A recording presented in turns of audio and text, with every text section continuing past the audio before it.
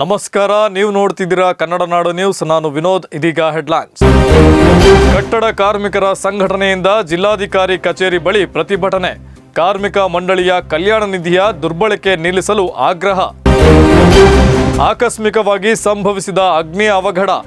6 ಭತ್ತದ ಹುಲ್ಲಿನ ಬಣವೆಗಳು, 1 ಗುಡಿಸಲು ಬೆಂಕಿಗೆ ಆಹುತಿ. ಕೆಜಿ ಟೆಂಪಲ್ನ ಶ್ರೀ ಕಾಳಘಟ್ಟಮ್ಮ ದೇವಿಯ ದೇವಸ್ಥಾನಕ್ಕೆ ಭೇಟಿ. ನೂತನ ಕಾಂಪೌಂಡ್ ಪರಿಶೀಲಿಸಿದ ಗುಬ್ಬಿ ವಾಸಣ್ಣ ದಂಪತಿ. ವಾರ್ತೆಗಳ ವಿವರ. ಕಟ್ಟಡ ಕಾರ್ಮಿಕರ ಕಲ್ಯಾಣ ನಿಧಿಯ ದುರ್ಬಳಕೆ ನಿಲ್ಲಿಸಬೇಕು ಎಂಬುದು ಸೇರಿದಂತೆ ಇನ್ನಿತರೆ ಬೇಡಿಕೆಗಳನ್ನು ಈಡೇರಿಸುವಂತೆ ಒತ್ತಾಯಿಸಿ ಅಖಿಲ ಕರ್ನಾಟಕ ಕಟ್ಟಡ ಮತ್ತು ಇತರೆ ಕಾರ್ಮಿಕರ ಸಂಘದಿಂದ ಪ್ರತಿಭಟನೆ ನಡೆಸಲಾಯಿತು.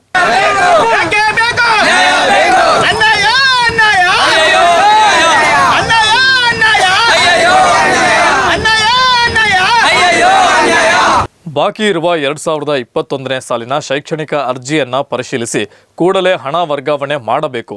ಅಲ್ಲದೆ ಇದುವರೆಗೆ ವಿಳಂಬ ಆಗಿರುವ ಶೈಕ್ಷಣಿಕ ಸಹಾಯಧನವನ್ನು ಕೂಡಲೇ ನೀಡಬೇಕು.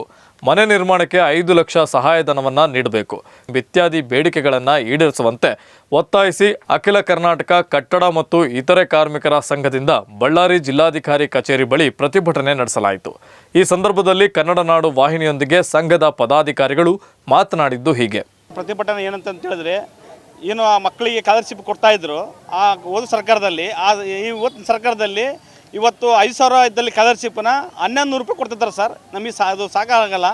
ದಯಮಾಡಿ ಇವತ್ತು ಕಾರ್ಮಿಕ ಸಚಿವರಿಗೆ ಮತ್ತು ಬೋರ್ಡ್ ನಮ್ಮ ಮಂಡಳಿಗೆ ಅವತ್ತು ಮನವಿ ಮಾಡ್ತಾ ಇದ್ದೀವಿ. ಏನು ಹಿಂದಿನ ಸರ್ಕಾರದಲ್ಲಿ ಏನು ಕೊಡ್ತಿದ್ರು ಅದೇ ಥರನ ಈಗ ಕೊಡಬೇಕಂತೇಳಿ ನಮ್ಮದೆಲ್ಲ ಒಂದು ಕಾರ್ಮಿಕರ ಒಂದು ಮನವಿ ಮಾಡ್ತಾ ಇದ್ದೀವಿ ಸರ್. ದಯಮಾಡಿ ನಮಗೆ ಬರ್ತಕ್ಕಂಥ ಸವಲತ್ತನ್ನು ಕೊಡ್ರಿ ಅಂತ ಹೇಳಿ. ಮತ್ತು ಆಮೇಲೆ ಸರ್, ಈಗ ಮೊಬೈಲು ಇಲ್ಲಿ ಈಗ ಹಾಸ್ಪಿಟ್ಲು ಡಾಕ್ಟ್ರ್ ಕಳ್ಸಿದಾರಲ್ಲ ಏರಿಯಾಗಳಲ್ಲಿ, ಅದು ಅವಶ್ಯಕತೆ ಇಲ್ಲ ಸರ್. ಯಾಕಂದರೆ ಊರಲ್ಲಿ ಡಾಕ್ಟ್ರ್ ತಪಾಸಣೆ ಇದೆ ಸರ್.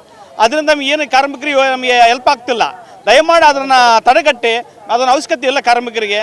ದಯಮಾಡಿ ಕಾರ್ಮಿಕರು ಇರ್ತಕ್ಕಂಥ ಅವಶ್ಯಕತೆ ಸ್ಕಾಲರ್ಶಿಪ್ ಇದೆ ಸರ್, ಅದನ್ನು ಆಗಿ ಅಂತೇಳಿ ನಾನು ಈ ಒಂದು ಕಾರ್ಯಕ್ರಮದಲ್ಲಿ ನಾನು ಮನವಿ ಮಾಡ್ಕೊತಿದ್ದೀನಿ ಸರ್. ದಯಮಾಡಿ ಕಾರ್ಮಿಕರಿಂದ ಒಂದು ಮನವಿ ಮಾಡ್ತಿದ್ದೀವಿ ಸರ್. ಇದು ನಮ್ಮ ಕಾರ್ಮಿಕರ ಸಮಸ್ಯೆನ ಬಗೆಹರಿಸಿರಿ ಅಂತೇಳಿ ಇವತ್ತು ನಾವು ಮಂಡಳಿ ಒಂದು ಮನವಿ ಮಾಡ್ತಿದ್ದೀವಿ ಸರ್. ಆಕಸ್ಮಿಕವಾಗಿ ಬೆಂಕಿ ತಗುಲಿ 6 ಭತ್ತದ ಹುಲ್ಲಿನ ಬಣವೆ ಹಾಗೂ 1 ಗುಡಿಸಲು ಸುಟ್ಟು ಭಸ್ಮವಾದ ಘಟನೆ ಕುರುಗೋಡು ತಾಲೂಕಿನ ಬಾದನಹಟ್ಟಿಯಲ್ಲಿ ನಡೆದಿದೆ. ಆಕಸ್ಮಿಕವಾಗಿ ಬೆಂಕಿ ತಗುಲಿ 6 ಭತ್ತದ ಹುಲ್ಲಿನ ಬಣವೆ ಮತ್ತು 1 ಗುಡಿಸಲು ಸುಟ್ಟು ಭಸ್ಮವಾದ ಘಟನೆ ಬುಧವಾರ ಕುರುಗೋಡು ತಾಲೂಕು ಸಮೀಪದ ಬಾದನಹಟ್ಟಿ ಗ್ರಾಮದಲ್ಲಿ ಇಂದು ಜರುಗಿದೆ. ಸಿಂಧವಾಳ ಮಲ್ಲಪ್ಪ, ಮರೆಮ್ಮ ಗಾದಲಿಂಗಪ್ಪ, ಕರಿಮಲೆ ಕರೆಪ್ಪ, ತಿಪ್ಪಯ್ಯ, ಮಡಿವಾಳರ ಮೂಕಯ್ಯ, ಅಗಸರ ಗೂಳಮ್ಮ ಅವರಿಗೆ ಸೇರಿದ್ದ ಭತ್ತದ ಹುಲ್ಲಿನ ಬಣವೆ ಮತ್ತು ಲಕ್ಷ್ಮಿ ಅವರಿಗೆ ಸೇರಿದ್ದ ಗುಡಿಸಲು ಸುಟ್ಟು ಭಸ್ಮವಾಗಿದ್ದು ಅಂದಾಜು 5 ಲಕ್ಷದವರೆಗೆ ನಷ್ಟ ಸಂಭವಿಸಿದೆ ಎನ್ನಲಾಗಿದೆ. ಮಾಹಿತಿ ತಿಳಿಯುತ್ತಲೇ ಸ್ಥಳಕ್ಕೆ ಆಗಮಿಸಿದ ಅಗ್ನಿಶಾಮಕ ಸಿಬ್ಬಂದಿ ಕಾರ್ಯಾಚರಣೆ ನಡೆಸುವ ಮೂಲಕ ಹೆಚ್ಚಿನ ಅನಾಹುತ ತಪ್ಪಿಸಿದ್ದಾರೆ. ಈ ಸಂದರ್ಭದಲ್ಲಿ ತಹಶೀಲ್ದಾರ್ ರಾಘವೇಂದ್ರ ರಾವ್, PSI ಸುಪ್ರೀತ್ ಭೇಟಿ ನೀಡಿ ಪರಿಶೀಲಿಸಿದರು. ಈ ಸಂದರ್ಭದಲ್ಲಿ ರೈತರು ಹಾಗೂ ಅಧಿಕಾರಿಗಳು ಏನು ಹೇಳಿದ್ದಾರೆ ನೋಡಿ. 4 ಬಣಿವೆ 1 ಗುಡ್ಲಿ, ಅವು ಕನಿಷ್ಠ ಅಂದರೆ ಒಂದೊಂದು ಬಣಿವೆ 40,000ರಿಂದ 50,000 ಖರ್ಚು ಮಾತ ಬಣಿಗಳಿಗೆ. ಈಗ ಅಕ್ಕೆಂಬಕ್ಕಾದ್ರೂ ಕೂಡ ಬಣಿವೆ ಸಿಗಂಗಿಲ್ಲ, ಇಲ್ಲಿ ಹುಲ್ಲು ಸಿಗಂಗಿಲ್ಲ. ಅಕ್ಕೆಂಬಿಟ್ಟಿವಾಗಲೇ ಈಗ ಎಲ್ಲ ಗದ್ದೆಗಳು ಕೊಯ್ದು 2 ತಿಂಗಳಾಯ್ತು ಮೆಲ್ಲಕ. ಅಲ್ಲಿಂದ ಹುಲ್ಲು ಸಿಗಂಗಿಲ್ಲ, ಭಾರಿ ಅನಾಹುತ ಆಗೈತೆ. 1 ಗುಡ್ಲಿ ಹೋಗೈತೆ. 1 ಗುಡ್ಲಿ ಏನಿಲ್ಲ ಅಂದ್ರೆ ಕನಿಷ್ಠ ಅಂದರೆ ಪಾಪ ಬಡವರು ಅಕ್ಕೊಂಡ್ರು ಕೂಡ 1 ಲಕ್ಷದಿಂದ ಯಾವ ಹಂಗಿಲ್ಲ. 1 ಲಕ್ಷ ಲಾಸ್ ಆಗೈತೆ ಗುಡ್ಲಿದು. ಬಣಿವೆದಂತೂ ಒಂದೊಂದು ಬಣಿವೆ 50,000, 40,000ರಿಂದ 50,000 ಲಾಸ್ ಆಗೈತೆ. ಇದ್ರಿಗೆ ಏನಾಯ್ತು, ಅರ್ಜೆಂಟು ದನ ಕರಕ್ಕೆ ಎಲ್ಲಾದ್ರೂ ಹುಲ್ಲನ್ನು ಮಾಡಿಕೊಡೋಕೆ ಸರ್ಕಾರದಿಂದ ಇಲ್ಲ ಒಂದು ಕನಿಷ್ಠ ಎಲ್ಲೇನೋ ಬಣಿವೆ ಹಾಕ್ಯಂಬಕ್ಕೆ ಅವರಿಗೆ ಅನುಕೂಲ ಮಾಡಿಕೊಡೋಕೆ ಒಂದು ದುಡ್ಡಿನ ವಿಚಾರದಿಂದ ಆಗಲ್ಲ, ಏನಾದರೂ ಒಂದು ರೈತರಿಗೆ ಒಂದು ಅನುಕೂಲ ಮಾಡಿಕೊಡ್ಬೇಕಂತ ಕೇಳ್ಕೊಂತ ಇದ್ದೀವಿ ನಾವು. ಇಲ್ಲ ನಮ್ಮ ಭೂಮಿಗಳು ಕಡಿಮೆ ಇದ್ರೆ ಸುತ್ತ ದುಡ್ಡು ಕೊಟ್ಟು 2,000 ರೂಪಾಯಿಗೆ 1 ಎಕರೆ ಥರ ತಾಂದು ಮೇವು ಕಲಿಯಕೊಂಡಿದ್ವಿ. 20 ಎಕರೆ, 15 ಎಕರೆ, 18 ಎಕರೆ ಆ ರೀತಿ ತಾಂದಾಕೆಂದ್ರೆ ಮುಂಜಾನೆ ನಾವು ಹೊಲಗಳಿಗೆ ಹೋದ ಟೈಮ್ನಾಗ ಬೆಂಕಿ ಯಾವ ಥರ ಆಗೈತೆ ಅಂಬೋದು ಗೊತ್ತಿಲ್ಲ. ಇವಾಗ ನಮ್ಗೆ ಏನು ಮಾಡ್ತಾರೋ ಏನು ಕೈತೆ ಗೋರ್ಮೆಂಟ್ ಸರ್ಕಾರ ಕಡೆಯಿಂದ ನಮ್ಗೆ ಏನೋ ಮುಂದೆ ವ್ಯವಸ್ಥೆ ಮಾಡಿಕೊಡೋಕೆ. ನಮ್ಮ ದನಗಳಿಗೆ ಮೇವು ಇಲ್ಲ, ಪಟ್ಟ ಮೇವು ಇವಾಗ ನೆಕ್ಸ್ಟ್ ದನಗಳಿಗೆ ಹಾಕ್ಬೇಕಂದ್ರೆ ಒಂದು ಹಿಡಿಕೆ ಮೇವಿಲ್ಲ. ಏನು ಮಾಡ್ತಾರೋ ಗೊತ್ತಿಲ್ಲ. ತಹಸೀಲ್ದಾರ್ ಸಾರಿಗೆ, ನಮ್ಮ SI ಸಾರಿಗೆ ಎಲ್ಲ ನಾವು ಯಾರ್ಯಾರು ಬರ್ತಾರೋ ಅವ್ರಿಗೆಲ್ಲ ಹೇಳ್ತಿರ್ತಕ್ಕಂಥದ್ದು. ಇನ್ನು ಮುಂದಕ್ಕೆ ನೀವು ಕ್ರಮ ಕೈಗೊಂಡು ಸ್ವಲ್ಪ ಸಹಾಯ ಮಾಡ್ಬೇಕಂತ ಕೇಳ್ಕೊಳ್ತೀವಿ. ನಮಸ್ಕಾರ. 2 ಮನೆಗಳು ಗುಡಿಸಲುಗಳಿಗೂ ಬೆಂಕಿಯಿಂದ ಹಾನಿಯಾಗಿರ್ತಕ್ಕಂಥದ್ದು ನಿಜವಾಗಿ ದುಃಖಕರ ಸಂಗತಿ. ಬಟ್ ಈ ಥರ ಆಗಬಾರ್ದು, ಯಾರಿಗೂ ತೊಂದರೆ ಆಗಬಾರ್ದು. ಈಗ ಆಗಿದೆ. ಈಗ ಮುಂದೆ ಇಲ್ಲಿ ನಮ್ಮ ಅಗ್ನಿಶಾಮಕ ದಳದವರು ಸಮಯಕ್ಕೆ ಬಂದಿದ್ದಾರೆ. ಜೊತೆಗೆ ನಮ್ಮ ಇಲ್ಲಿ ಗ್ರಾಮಸ್ಥರು ಎಲ್ಲರೂ ಕೈ ಜೋಡಿಸಿದ್ರಿಂದ ಮುಂದಿನ ಹೆಚ್ಚಿನ ಅನಾಹುತಗಳು ಆಗದ ಹಾಗೆ ಇವತ್ತು ಅದನ್ನು ನಾವು ತಡಲಿಕ್ಕೆ ಸಾಧ್ಯ ಇದ್ದೀವಿ. ನಮ್ಮ ಪೊಲೀಸ್ ಇಲಾಖೆಯಲ್ಲಿ ಬಂದು ಇವತ್ತು ಸ್ಥಳದಲ್ಲಿದ್ದಾರೆ. ಸೊ ಇದನ್ನ ಕೂಡಲೇ ನಂಬಿಸ್ತಕ್ಕಂಥ ಕೆಲಸ ನಾವು ಮಾಡ್ತೀವಿ. ನಂತರ ಆ ಕುಟುಂಬಕ್ಕೆ ಏನೆಲ್ಲ ಸಹಕಾರ ಮಾಡಬೇಕಾಗ್ತದೆ ಸಹಾಯ ಮಾಡಬೇಕು. ಕಾನೂನಾತ್ಮಕವಾಗಿ ಏನು ಮಾಡ್ಲಿಕ್ಕೆ ಸಾಧ್ಯ ಅದನ್ನು ನಾವು ಮಾಡಲಿಕ್ಕೆ ಪ್ರಯತ್ನ ಮಾಡ್ತೀವಿ. ಅವರಿಗೆ ನಮ್ಮ ಗ್ರಾಮ ಪಂಚಾಯತಿ ವತಿಯಿಂದ ಮನೆಗಳನ್ನು ಹೊಸದಾಗಿ ಬಿಡುಗಡೆ ಆದಾಗ ಮನೆ ಕಟ್ಟಲಿಕ್ಕೆ ಒಂದು ವ್ಯವಸ್ಥೆ ಮಾಡಲಿಕ್ಕೆ ಉಪಾಧ್ಯಕ್ಷರಿದ್ದಾರೆ. ಅವ್ರಿಗೆ ಏನು ಸಹಾಯ ಮಾಡಲಿಕ್ಕೆ ಸಾಧ್ಯ ಎಲ್ಲ ರೀತಿಯಿಂದ ಅವ್ರಿಗೆ ಸಹಕಾರ ಕೊಡಲಿಕ್ಕೆ ನಾವು ಮಾಡ್ತೀವಿ. ರೈತರ ಸಮಸ್ಯೆಗಳನ್ನ ಪರಿಹರಿಸುವ ನಿಟ್ಟಿನಲ್ಲಿ ನೂತನವಾಗಿ ಕನ್ನಡ ನಾಡು ರೈತ ಸಂಘ ಎಂಬ ಹೊಸ ಸಂಘಟನೆಯನ್ನ ಸ್ಥಾಪನೆ ಮಾಡಲಾಗಿದೆ ಎಂದು ಸಂಸ್ಥಾಪಕ ಅಧ್ಯಕ್ಷ ಈಶ್ವರಪ್ಪ ತಿಳಿಸಿದರು. ಕನ್ನಡ ನಾಡು ರೈತ ಸಂಘಕ್ಕೆ, ಕನ್ನಡ ನಾಡು ರೈತ ಸಂಘಕ್ಕೆ, ಕನ್ನಡ ನಾಡು ರೈತ ಸಂಘಕ್ಕೆ. ಬಳ್ಳಾರಿ ನಗರದ ಎಪಿಎಂಸಿ ಆವರಣದಲ್ಲಿ ನೂತನವಾಗಿ ಕನ್ನಡ ನಾಡು ರೈತ ಸಂಘ ಎಂಬ ಹೆಸರಿನಲ್ಲಿ ಹೊಸ ಸಂಘವೊಂದು ಸ್ಥಾಪನೆ ಮಾಡಿ ಸಂಘದ ಕಚೇರಿಯನ್ನ ಉದ್ಘಾಟನೆ ಮಾಡಲಾಯಿತು. ಈ ಸಂದರ್ಭದಲ್ಲಿ ರೈತ ಮುಖಂಡ ಈಶ್ವರಪ್ಪ ಹಾಗೂ ಕಲ್ಯಾಣ ಮಠದ ಶ್ರೀಗಳು ಮಾತನಾಡಿದ್ದು ಹೀಗೆ. ಉದ್ದೇಶ ಏನಂದರೆ ಕನ್ನಡ ನಾಡು ರೈತ ಸಂಘ ಅಂತೇಳಿ ರೈತರಿಗೆ ಏನನ್ನ ತೊಂದರೆ ಆದರೆ ನಾವು ಎಲ್ಲ ರೈತರಿಗೋಸ್ಕರ ನಾವೆಲ್ಲ ಆಫೀಸ್ ಮಾಡೀವಿ. ಏನು ರೈತರು ಏನು ಸಮಸ್ಯೆ ಬಂತಂದ್ರೆ ನಮ್ಮ ಬಂದರೆ ಹೋಗಿ ಅವ್ರು ಹೋಗಿ ಬಗೆಹರಿಸ್ತೀವಿ. ರೈತರು ಏನಿಲ್ಲ ಅವರು ಏನು ಸಮಸ್ಯೆ ಆದರೂ ಕೂಡ ಹೋಗಿ ನಾವು ಹೋಗಿ ಅವ್ರಿಗೆ ಒಗ್ಗಡೆ ಸಂಘದಲ್ಲಿಂದ ಎಲ್ಲ ಹೋಗಿ ನಾವೆಲ್ಲ ಹೋಗಿ ಅವ್ರು ಏನಾದ್ರು ಸಮಸ್ಯೆಗಳೆಲ್ಲ ಎಲ್ಲ ಬಗೆಹರಿಸ್ತೀವಿ. ಎಲ್ಲ ಏನಿದ್ರು ಅವರು ಅದಕ್ಕಾಗಿ ಓಪನ್ ಮಾಡಿದ್ವಿ. ನಮ್ಮ ಬಳ್ಳಾರಿ ನಗರದಲ್ಲಿ ಕನ್ನಡ ನಾಡು ರೈತ ಸಂಘ ಅಂತಕ್ಕಂಥದ್ದು ನೂತನ ಒಂದು ಸಂಘಟನೆ ಕಚೇರಿ ಉದ್ಘಾಟನೆ ಮಾಡ್ತಾ ಇದ್ದೀವಿ. ನಮ್ಮ ದೇಶದಲ್ಲಿ ರೈತರ ಸಮಸ್ಯೆಗಳು ತುಂಬ ಇದ್ದಾವೆ.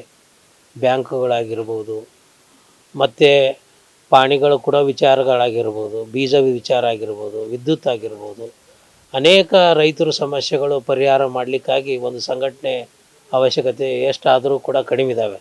ರಾಜ್ಯದಲ್ಲಿ ಅನೇಕ ಸಂಘಟನೆಗಳಿದ್ದಾವೆ. ಆದರೂ ಕೂಡ ಇವತ್ತು ನಮ್ಮ ಬಳ್ಳಾರಿ ನಗರದಲ್ಲಿ ರಾಜ್ಯ ಘಟಕದ ಒಂದು ಕಚೇರಿ ಉದ್ಘಾಟನೆ ಆಗ್ತಾಯಿದೆ. ಹೀಗಾಗಿ ನಾವು ಈ ಒಂದು ಸಂಘಟನೆ ಹೋರಾಟಗಳು ಯಶಸ್ವಿ ಆಗಲಿ ಅಂತೇಳಿ ಹೃದಯ ಹಾರೈಸ್ತಾ ಇದ್ವಿ.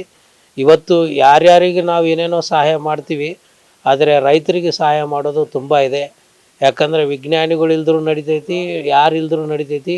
ರೈತರು ಇಲ್ಲದೆ ಹೋದರೆ ಪಶು ಪ್ರಾಣಿ ಪಕ್ಷಿ ಮಠ ಮಾನ್ಯ ಸ್ವಾಮಿಗಳು ಎಲ್ಲರೂ ಕೂಡ ಉಪವಾಸ ಇರಬೇಕಾಗೈತಿ. ಹೀಗಾಗಿ ರೈತರು ಇವತ್ತು ಎಚ್ಚೆತ್ತುಕೊಂಡು ಸಾವಯವ ಕೃಷಿ ಕಡೆ ಮುಖ ಮಾಡಬೇಕು ಅಂಥೇಳಿ ನಾನು ತಿಳಿಸ್ತಾ ಇದ್ದೀನಿ.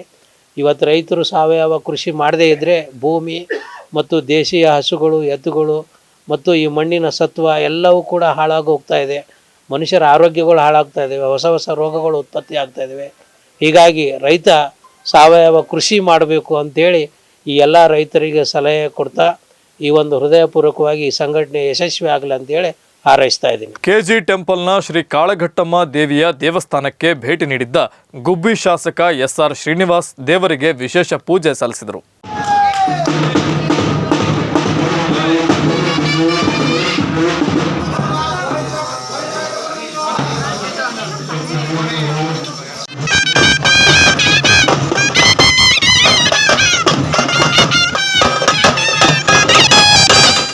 ಗುಬ್ಬಿ ತಾಲೂಕಿನ ಕಡಬ ಹೋಬಳಿಯ ಕೆಜಿ ಟೆಂಪಲ್ನ ಶ್ರೀ ಕಾಳಘಟ್ಟಮ್ಮ ದೇವಿಯ ದೇವಸ್ಥಾನಕ್ಕೆ ಶಾಸಕ ಎಸ್ಆರ್ ಶ್ರೀನಿವಾಸ್, ಪತ್ನಿ ಭಾರತಿ ಶ್ರೀನಿವಾಸ್ ಭೇಟಿ ನೀಡಿ ಶ್ರೀ ಕಾಳಘಟ್ಟಮ್ಮ ದೇವಿ ಹಾಗೂ ಶ್ರೀ ಪಾತರಾಜ ಸ್ವಾಮಿ ದೇವರಿಗೆ ವಿಶೇಷ ಪೂಜೆ ಸಲ್ಲಿಸಿದರು. ನಂತರ ಶ್ರೀ ಕಾಳಘಟ್ಟಮ್ಮ ದೇವಿಯ ಮೆರವಣಿಗೆ ಉತ್ಸವದಲ್ಲಿ ಪಾಲ್ಗೊಂಡರು ಹಾಗೂ ದೇವಸ್ಥಾನದ ಸುತ್ತಲೂ ಕಾಂಕ್ರೀಟ್ನಿಂದ ನಿರ್ಮಿಸಿರುವ ಹೊರಾಂಗಣವನ್ನು ವೀಕ್ಷಿಸಿದರು. ಇದೇ ಸಂದರ್ಭದಲ್ಲಿ ದೇವಸ್ಥಾನದ ಆಡಳಿತ ಮಂಡಳಿಯಿಂದ ಶಾಸಕ ಎಸ್ಆರ್ ಶ್ರೀನಿವಾಸ್, ಪತ್ನಿ ಭಾರತಿ ಶ್ರೀನಿವಾಸ್ ಅವರನ್ನ ಸನ್ಮಾನಿಸಿ ಗೌರವಿಸಲಾಯಿತು. ಈ ಸಂದರ್ಭದಲ್ಲಿ ಸಿಎಸ್ಪುರ ಪೊಲೀಸ್ ಠಾಣೆಯ ಪಿಎಸ್ಐ ಶಿವಕುಮಾರ್, ಮುಖಂಡರಾದ ಅಶ್ವಥ್, ತಮ್ಮಯ್ಯ, ಬೋರೇಗೌಡ, ತಿಮ್ಮೇಗೌಡ, ಅಶೋಕ್, ಮಂಜುನಾಥ್, ವೆಂಕಟೇಗೌಡ ಸೇರಿದಂತೆ ಇನ್ನಿತರರು ಹಾಜರಿದ್ದರು. ಕೇಂದ್ರ ಸರ್ಕಾರದಿಂದ ಜಾರಿಗೆ ತರಲಾದ ನೂತನ ಕಾಯ್ದೆಯನ್ನು ವಿರೋಧಿಸಿ ಏಕಾಏಕಿ ನಡೆಸಿದ ಲಾರಿ ಚಾಲಕರ ಪ್ರತಿಭಟನೆಯಿಂದ ಕೆಲಕಾಲ ಟ್ರಾಫಿಕ್ ಜಾಮ್ ಉಂಟಾಗಿತ್ತು.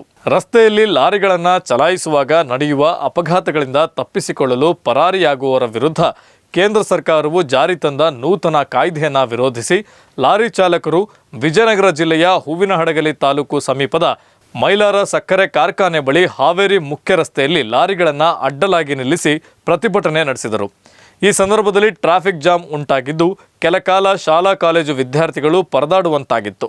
ಈ ವೇಳೆ ಲಾರಿ ಚಾಲಕರು ಕೇಂದ್ರ ಸರ್ಕಾರದ ವಿರುದ್ಧ ಧಿಕ್ಕಾರ ಕೂಗಿದರಲ್ಲದೆ ನೂತನವಾಗಿ ಜಾರಿಗೆ ತಂದ ಕಾಯ್ದೆಯನ್ನು ವಾಪಸ್ಸು ಪಡೆದುಕೊಳ್ಳಬೇಕು ಎಂದು ಒತ್ತಾಯಿಸಿದರು. ಇದಾಗಿತ್ತು ಇಂದಿನ ಕನ್ನಡ ನಾಡು ನ್ಯೂಸ್. ಇದು ಕನ್ನಡಿಗರ ನಾಡಿ ಮಿಡಿತ. ನಮಸ್ಕಾರ.